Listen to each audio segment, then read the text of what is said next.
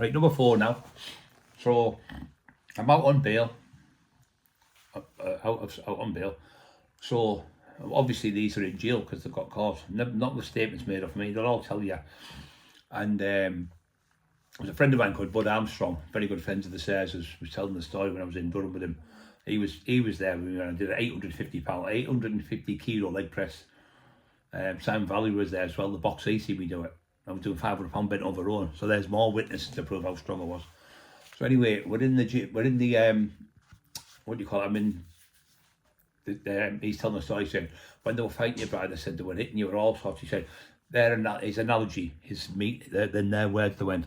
He was like a big lion, and we were like hyenas jumping, and he was like throwing us off and throwing us off. He said he was picking us up and fucking throwing us into the wall. And he said he just could not get him down. He was just too strong. We tried to drag him. He just ran us like 4 or 5 at the wall. Then another 2 or 3 would grab him, just smashed him into that wall. He said he was just like a big bear or a big lion. He said just couldn't get him down. He was that strong. Phenomenal strength. He said never come across anything like it in their life. They said, and that was 14 lads who were in their house. Not every one of them, but like different ones had said stories to different people. And there's a bit videos where people are talking about it. I think that Cookies did one. Bluffer and Cookie, I think they did one about what happened in the day in there, and they tell the story. But so what happened is these are all on remand now. Well, not all of them. There's a few of them on remand.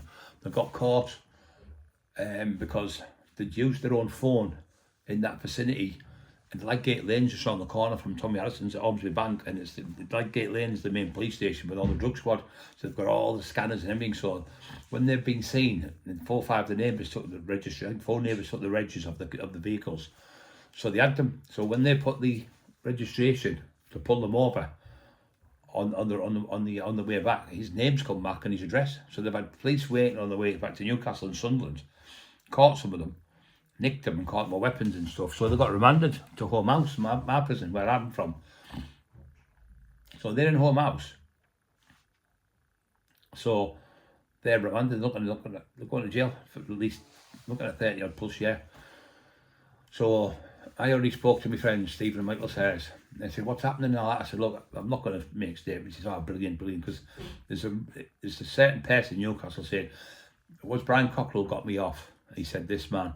I said, but the Sayers were saying, Brian, press charge of no way, ever, shape, form that the Sayers has made statements against anyone. I know that. I know for a fact they're not police informers. I know that. I've known for 30 odd years. And there's no way Stephen and Michael would do that. And they've gone to jail instead of making statements against people.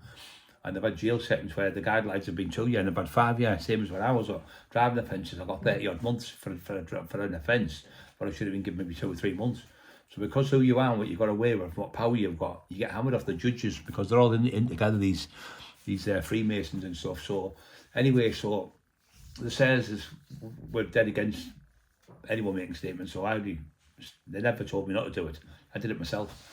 So what I'd done, I had to go and see these on a visit. So the ones who tried to kill me, yes, the ones who tried to kill me, the ones who chopped me up, tried to kill me, I got a visit. Tried to get a video in. Got a visit, and I went to see Speedy because Speedy was my mate.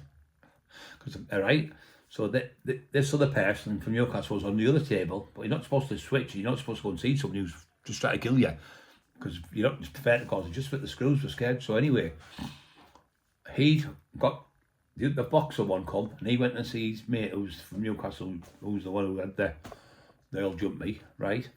And I went to see my mate Speedy, Mark Speedy Ormsby. So me and Speedy talked, and he went, oh, I've told him the truth, what happened, all the fucking bullshit he's told him, until he believes us now, because the boxer told him loads of shit, so it all come out the truth in the end. So I went to see the man, he said, look, I'm fucked, so I'm trying to put your hand in your mouth, because there's cameras in there, they can lip read you. I'm searching under the seat, there's any other seat, it's fine, you're fucking a bit paranoid. I said, not paranoid, I don't make statements, I'm not grass, and I don't want anyone recording this, and you're going to jail through me talking here, so put your hand in your mouth so you can't lip read you, because they can lip read you. So I was saying, he said, well, he's put his hand over his mouth and I'm putting mine. So he's saying, well, I'm knackered. He said, I've got your DNA all over my clothes. He said, I'm going to get out of that one. I said, well, you can't remember when I was at your house the day before we were sparring. You caught me the right hand and pushed my nose, and it bled. And I got a new Jeep. You helped me in it with all of your clothes that went on your Jeep. There's that answer. He went, what, you say that? After fucking what we've done to you? Fucking some man knew. He said, I can't believe it. He said, there's me, and look, I promise you, ever again you need me for anything, I'm there for you. He said, You saved my life. He said, I'm looking at fucking, he said 20 year, he wasn't, he's looking at fucking 30 year. 30 year plus. So anyway, he said, at the time you're going to get me 20 year here, I'm fucked. I'm never going to get out without you. I said, look, all I want to do is have another fight with the boxer. You arrange that, me and him will have the fight, and that's all I want. He said, no, I'll give you 10 grand. I don't want 10 grand off you. If I take 10 grand off you, it looks like I'm doing this because I'm just going to grass. If you don't give me 10 grand, I'm going to grass you. That sounds like that.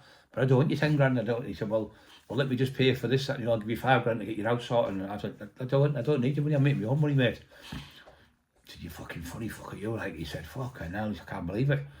So I said, anyway, so what happened is, he went back to the cell, he shook my hand, and Speedy, alright, because he calls me brother, alright brother. So Speedy then went back, but the screws should have stopped us from seeing each other, but they didn't, they were scared, obviously, their firm and our firm. So, anyway, I goes home, so the court case is, I think, 2 weeks after it, because you can't just go in and say, he didn't do that, and he didn't do this, and she didn't do that, and he didn't do that, because they have to all go through procedures. So, in America, you're in jail, you're found guilty, not guilty in jail in America, and take you 20 years to get out. Honest to God, it's fucking unbelievable. They have the evidence, the DNA and everything, the DA, they've got all the evidence proving it's not you, but they've got to go through all these procedures. It's a nightmare, but over here it's a lot quicker. So anyway, he goes to court, I think in about 2 weeks, maybe 2, 3, maybe a little bit longer. You're talking 30 odd years ago, yeah. So he goes to court, so he's in court, and the police have took him, armed response, have got him there. Dangerous fucking people, firearms and armed robbers they are. So they've taken the court on their armed thingy. When he was at another top court, they were taking him with a helicopter. Really fucking dangerous people. And I've gone in the courtroom. So I'm not in the courtroom downstairs, I'm upstairs in the way you can see, where you can sit and watch, in the gallery, I think they call it. You sit there and you can watch what's going on. So he's locked, he's in the cell, he's in the thing, and another lad's with him who was there.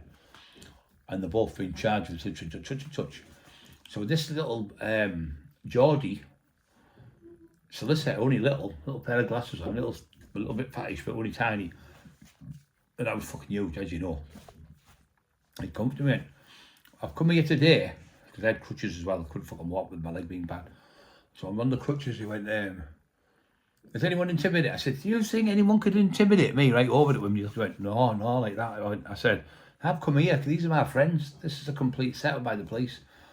These have got these people. I said, the blood on him, I've already told. The blood is my blood, yeah. Because he was fighting, we were having a sparring session. He likes a bit of boxing. Caught me with a beauty. I said, then bust my nose. That's where the blood comes from. That wipes that off, he said. He said, well, what about the state you're in? I said, that was a total different gang who got me.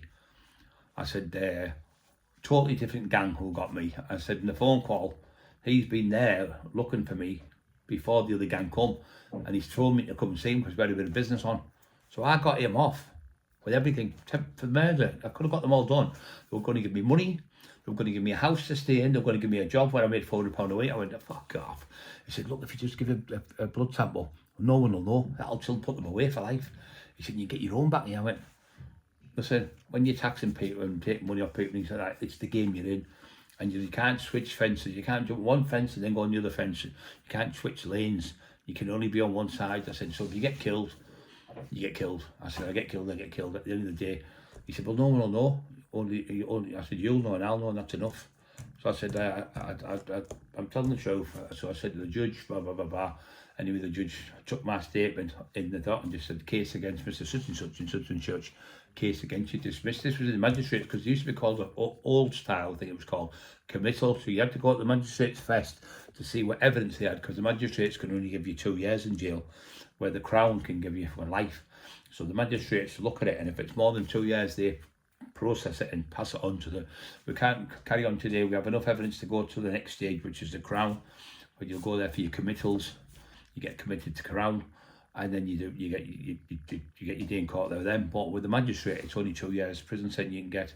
So that's a bit longer-winded, this one, but it was interesting for you, wasn't it? So don't forget to do the troll heading, not the trolls, the troll's head.